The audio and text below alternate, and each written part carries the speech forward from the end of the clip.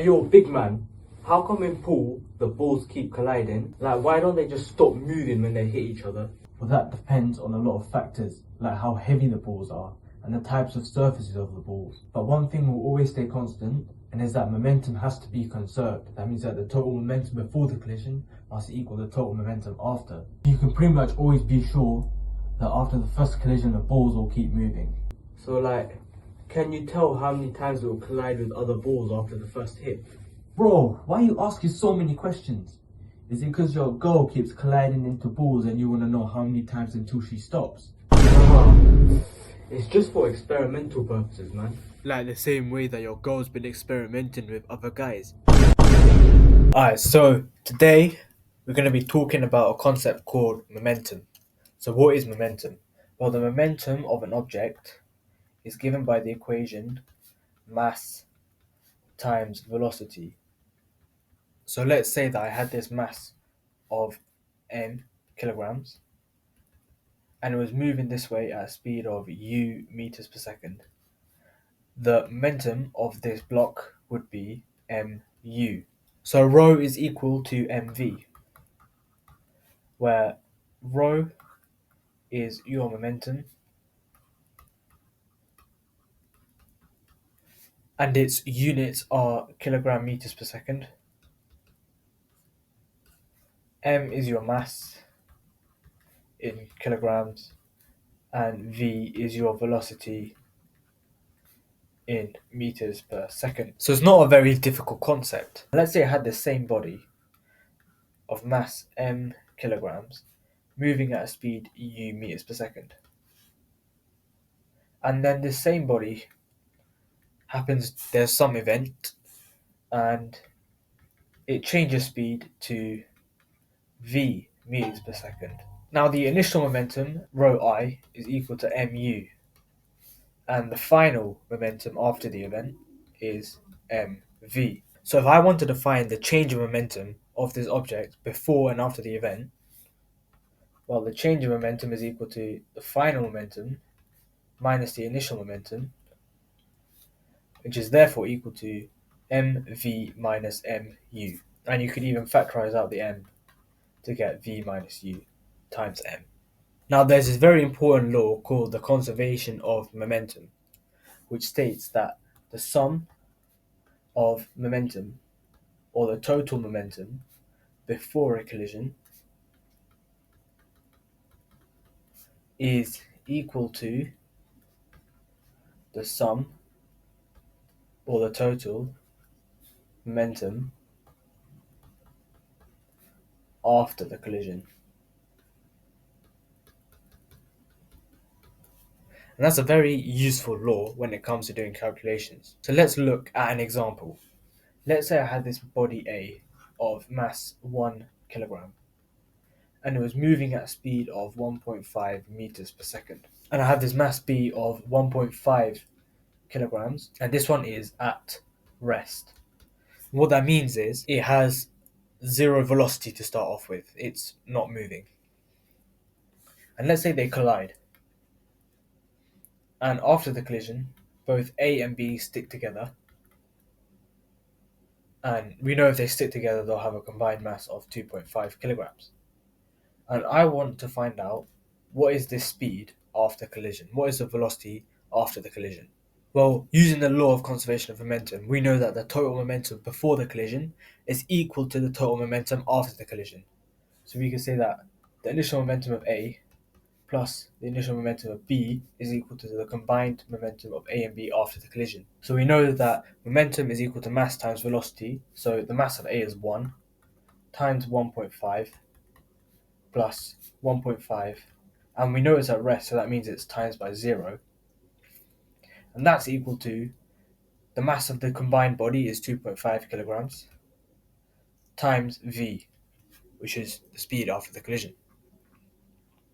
And I said I want to find out what v is, so we can go around and we can ignore this term because it's equal to 0. So we can get 1.5 is equal to 2.5 v. So we know that the speed of the combined body after the collision is 0.6 meters per second. Now, one thing that you need to note about momentum is that it's a vector. We know that m is a mass, and we know that mass is a scalar. We know that velocity is a vector. And I've said previously that a scalar times a vector is a vector. So this means that momentum is a vector quantity. So that means that the direction matters when it comes to doing momentum calculations. So let's say I had this time two bodies, A of 10 kilograms, moving at speed to the right of 4 meters per second. B is of 15 kilograms, moving to the left at a speed of 2 meters per second. And after the collision, we're told that B moves at a speed of 1 meters per second, and it's still of 15 kilograms. And I want to know what is the speed of A. So let's do what we always do and refer to the law of conservation of momentum. We know that the total momentum before the collision is equal to the total momentum after. So we can say that the momentum of A plus the momentum of B initial, let's call it this time, is equal to the momentum of A final and the momentum of B final. Now, I just said that momentum is a vector, which means that the direction matters. It is very important to consider directions. So before attempting to substitute in any values, you need to pick a direction which you're going to say is positive. In this case, it can be any direction. There's no right or wrong. All it means is that your answer is going to be positive and negative, and that's fine because then you can easily identify which direction is actually moving in. So in this case, I'm going to say that to the right is positive. So any object moving towards the right, I'm going to consider having a positive momentum or a positive velocity. So A is moving to the right, so we know that its momentum is 4 meters per second times 10 kilograms. B is moving to the left, so I'm going to say that it's 15 kilograms times minus 2 meters per second because it's moving in the opposite direction. A we don't know anything about except for its mass after the collision, so we want to find out what its final speed is. And B we know is moving to the right at 1 meter per second, so this is 15 times 1. So if we simplify this, this will give you 10 is equal to 10v plus 15. And if we rearrange, we're going to get that v is equal to 0.5 meters per second, which means that A is moving opposite to its initial direction. And in this case, it means that it's moving to the left. Now, one of the hardest momentum questions that you can get in your exam is objects colliding at angles. So in this example here, I have a 1 kilogram mass moving to the right at an angle to the horizontal of 30 degrees, and a 2 kilogram mass moving to the left at an angle of 60 degrees to the horizontal, and they both collide and stick together. And I want to find out what is the final velocity after the collision, which means that we need to find the magnitude of that velocity and its direction, which is most likely going to be an angle. All you have to do in this scenario is to just resolve velocities in the horizontal and vertical direction. So but what you're basically going to get is two momenta equations, one for the horizontal direction and one for the vertical, and you solve for each of them. So let's look at the horizontal one first. We know that total momentum before the collision is equal to the total momentum after. So we can say that, well, in the horizontal direction, this 1 kilogram mass is moving at a speed of 4 cos 30 because you're moving through the angle. So the momentum of this particle is 4 cos 30 because you times that by 1. And I'm taking the right as positive.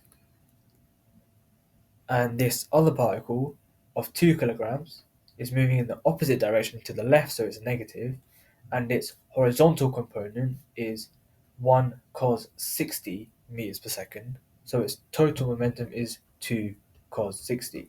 And what's going to be helpful here is if we just label some reference velocity v and just some angle here theta. And this means that we can say that there is going to be some horizontal velocity which we can call vh, and some vertical velocity which we can call v. We know that the momentum before the collision is equal to the momentum after the collision. So the momentum before the collision, which is this bit here, must be equal to the momentum after, which is the mass of the combined body, which is 3 kilograms, multiplied by the horizontal velocity, which is VH. This is quite simple to solve for VH. We can just plug this into the calculator and then divide by 3. So we can get VH as equal to minus 1 plus 2 root 3 over 3 meters per second. And that's quite complex. And we want to keep it in this exact form because we're going to use this for later.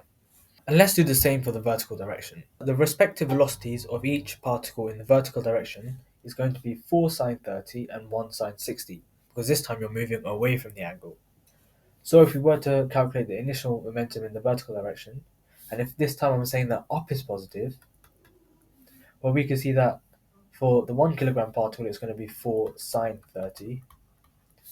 For the 2 kilogram particle, which is also moving in the upwards direction, so it's a positive, is going to be 2 sine 60. We know that the mass afterwards is 3, and we know that the velocity afterwards is VV. So we can use this equation to find an answer for VV, which is 2 plus root 3 over 3 meters per second. And now we can use this to work out our final velocity and the angle at which it travels. Now with this information, we can find out, using this triangle, that the velocity v at which it moves at, the magnitude of the velocity at which it moves at, is simply going to be found using Pythagoras' theorem. We can just say that the final velocity v is equal to the square root of vh squared plus vv squared.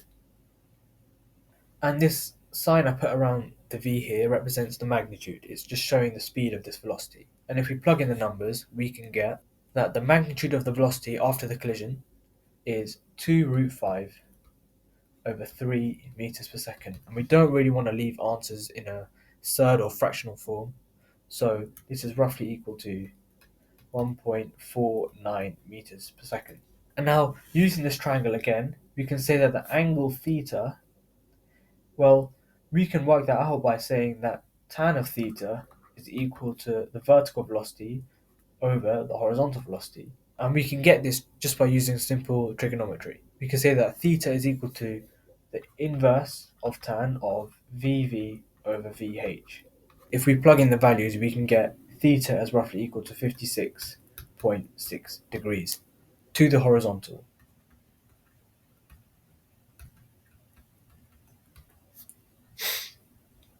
And in terms of collisions, that is probably one of the toughest types of questions that will come up in your exam. I advise you to go look at some practice questions in order to help reinforce what you've learned today.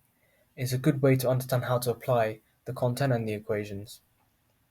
Please make sure to subscribe, like and comment, and feel free to watch any of my other videos if that will help you with your physics course, and good luck for your future.